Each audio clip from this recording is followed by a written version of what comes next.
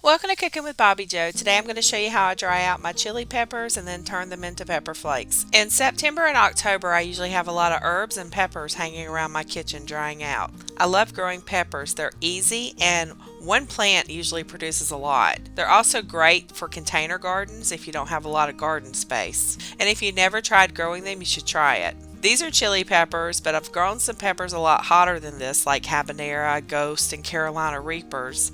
And I usually dry a variety out and make a pepper flake mixture, but this time I'm just going to be doing the chili peppers.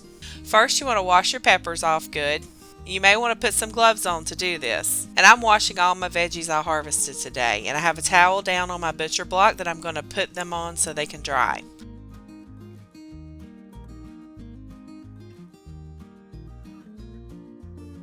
And once they're dry, then get some strong thread and a needle. And then I go through the cap of each pepper with the needle and thread until they're sewn together. And I do this with each pepper, and it's going to be a long string of peppers. Once I'm to the end, I make a triple knot in the end, and then I cut the thread and I hang it in the kitchen to dry. And you want to make sure you hang it in a warm, dry place, preferably somewhere that's going to get some sunlight. I'm hanging these from one of my pot racks in the kitchen, and my kitchen has enough windows that the sun gets through all areas. And you can also just take the entire plant, wash it, dry it, and hang it up somewhere. You don't actually have to string it up. And I do have one plant set aside that I'm going to dry, so I can show you how to do that. It takes a month or so for the peppers to completely dry out. I actually left mine hanging from September through December. I forgot about them.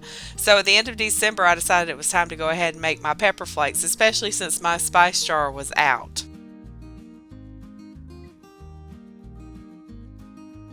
I'm going to cut the thread and remove my peppers and then cut off each cap of the pepper and put the pepper in the blender cup.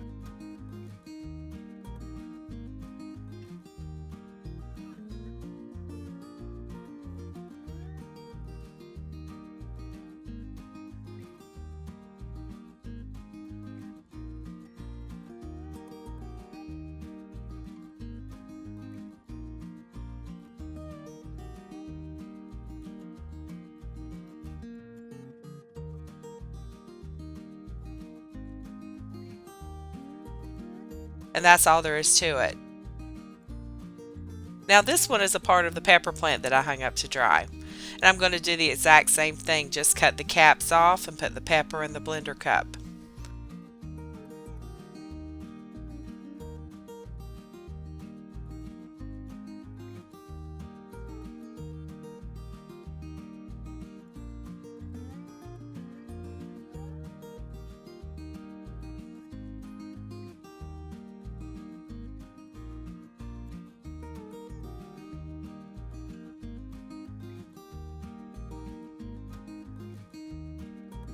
Homegrown pepper flakes are so much better than those that you buy in the store. Once you have all your peppers in your blender, then you just blend it until you have the desired consistency.